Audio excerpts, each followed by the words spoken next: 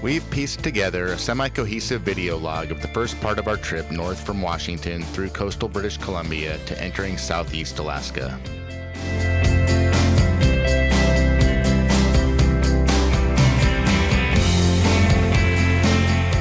After provisioning and making repairs to our boat in Anacortes, we headed over to San Juan Island to meet up with the group that we joined to travel with north to Alaska over a 5-week time frame. It's roughly 1,000 nautical miles from the San Juan Islands to Juneau, which means we have been moving pretty fast for a group of slow boats, but we have seen a lot of cool stuff so far.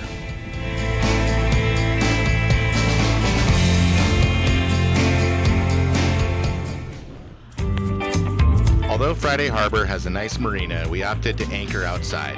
As full-time cruisers, minimizing time in marinas is a big way to control expenses. However, our first night on the hook was a little more exciting than we had expected.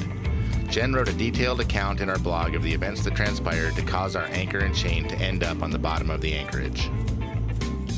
While I was researching options to either recover or replace our ground tackle, Jen took Cassidy to go horseback riding at a ranch just outside of town.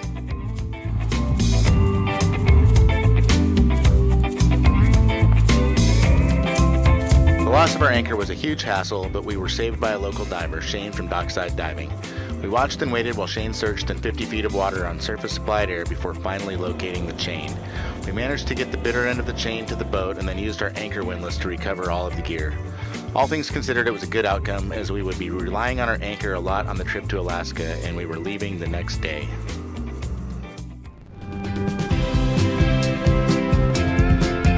After recovering our anchor gear, we headed over to Roche Harbor on the other side of San Juan Island and met up with the group in the Slowboat Flotilla to Alaska.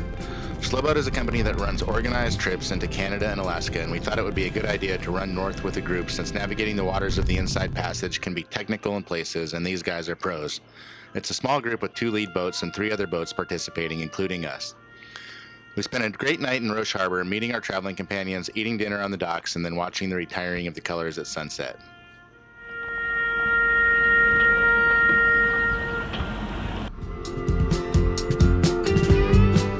Leaving Roche Harbor, we crossed over into Canada and checked through customs in Bedwell Harbor.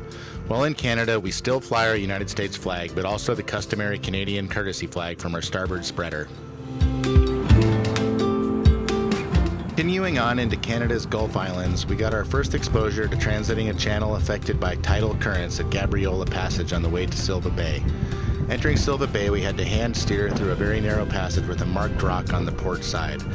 We are getting more used to the nuances of navigating the waters of the Inside Passage, but it is nice to have guidance from the Slowboat crew.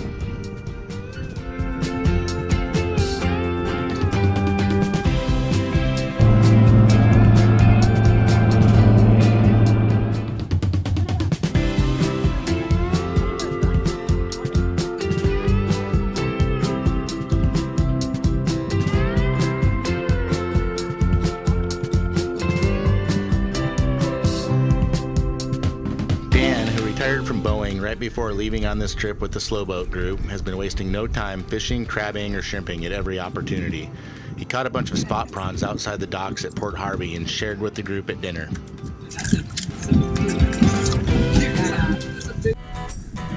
Echo Bay is a popular stop in the Broughton Archipelago. Apparently it is usually really crowded, but being as it is still May and early in the season, we only met a couple of other boats on the docks. It was nice to get off the boat and stretch our legs, and we followed the signs to get to Billy's Museum on the other side of Guilford Island. This dog Echo at a bay called Echo Bay. So then we were just following him, and then he took us to this great path to Billy's, because there's a sign that says Billy's, and then there's arrows pointing. And actually, there's so many ways to get to Billy. Billy Proctor has been collecting old artifacts from the area over the course of his lifetime, and it was interesting to look through his collection.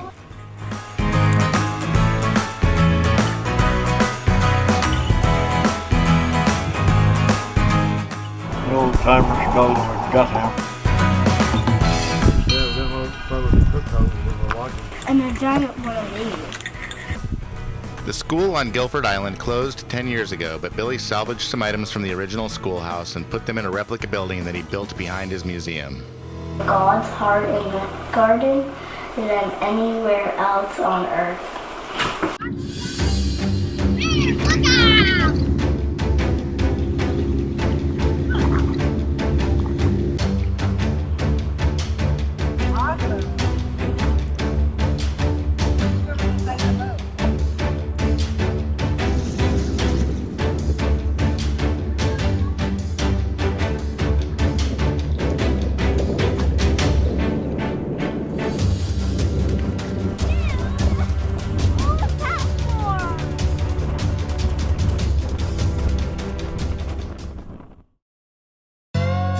After rounding Cape Caution, which had us exposed to the Pacific Ocean swells for a day, we spent the night in Fury Cove, which in the great weather that we had could be mistaken for an island in the tropics. Walked to and explored an old cabin for kayakers that has probably seen better days, but would still provide shelter.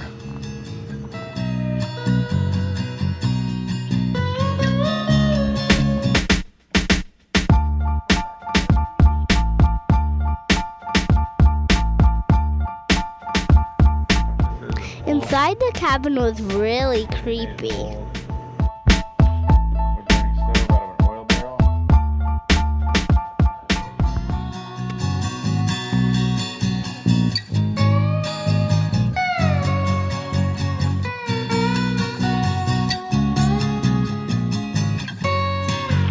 My mom and I went walking on the beach looking for shells.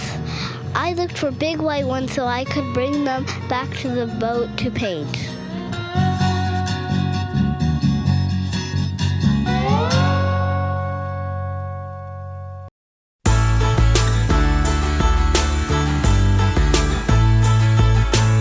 Pruth Bay was another highlight north of Cape Caution with a great anchorage, free Wi-Fi in the anchorage from the Hakai Institute Research Station, and a couple of really nice beaches.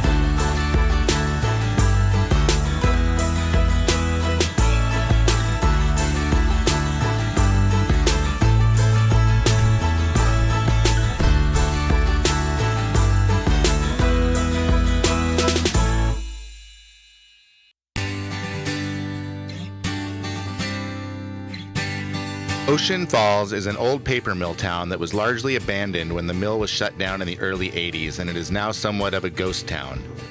It is only accessible by boat or float plane, but they do have good infrastructure for visiting boaters.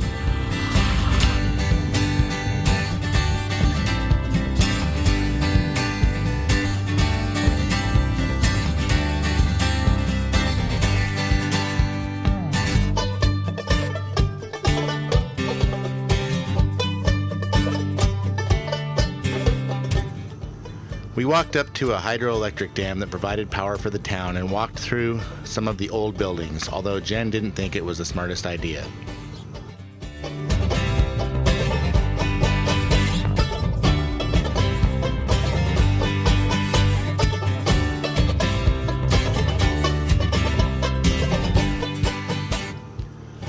One of the highlights of Ocean Falls was a personal tour of a collection of artifacts from the heyday of the town by the owner of the collection, who goes by the name Nearly Normal Norman.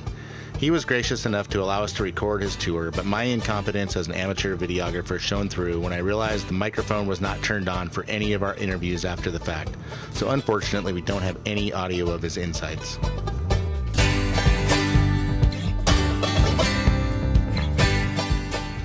Norman told us that his favorite piece in the collection is an automatic egg boiler that has a clever mechanical timing mechanism, and he demonstrated that with a stuffed animal. Sam from Slowboat gave Norman a 6-pack of Budweiser for his time, although he mentioned that Lucky Lager is truly his favorite.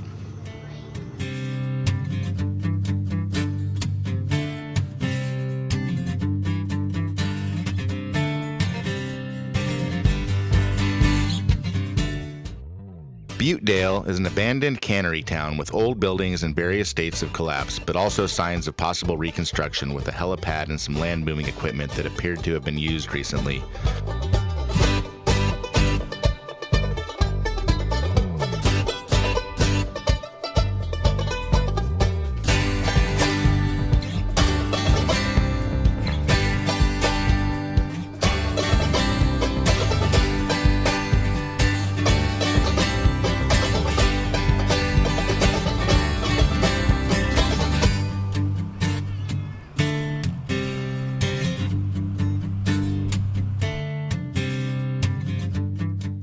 We weren't able to explore a lot on shore because of the condition of the site, so we flew drones to get an aerial perspective.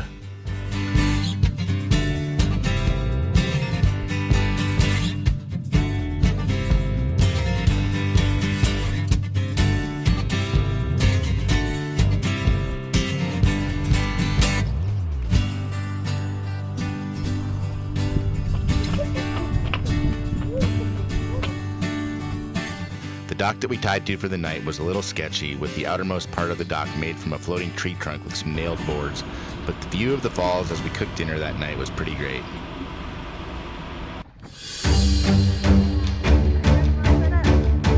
Our 40-foot Nordhavn is a great boat for what it does best, traveling long distances comfortably without burning a lot of fuel, but it is painfully slow at times. It's nice to have a faster boat to get out and explore, and we've been burning a lot of gasoline in the little Boston whaler, exploring outside anchorages, going through rapids, and trying to catch fish. Your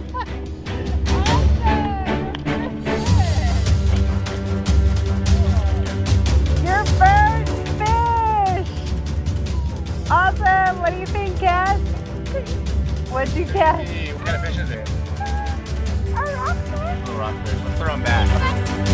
You got another fish, guys? Look how tiny it is, dude! Second fish!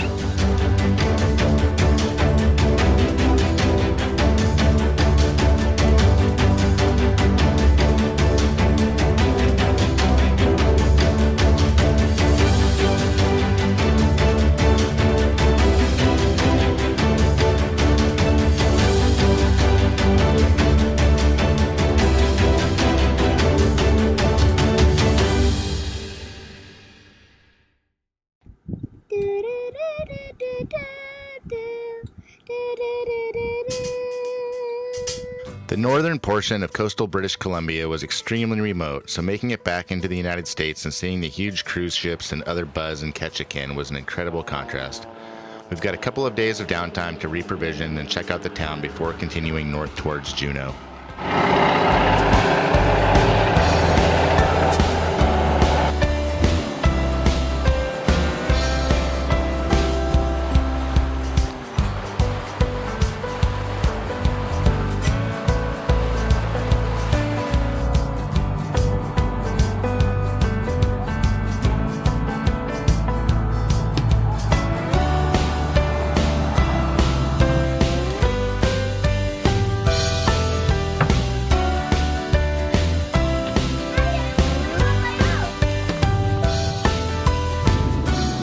Future, we've got plans to shoot some more video of what it's like to live inside a small boat while we explore, show the challenges of boat school, and we will continue to show the highlights of our adventures as we move through Alaska this summer.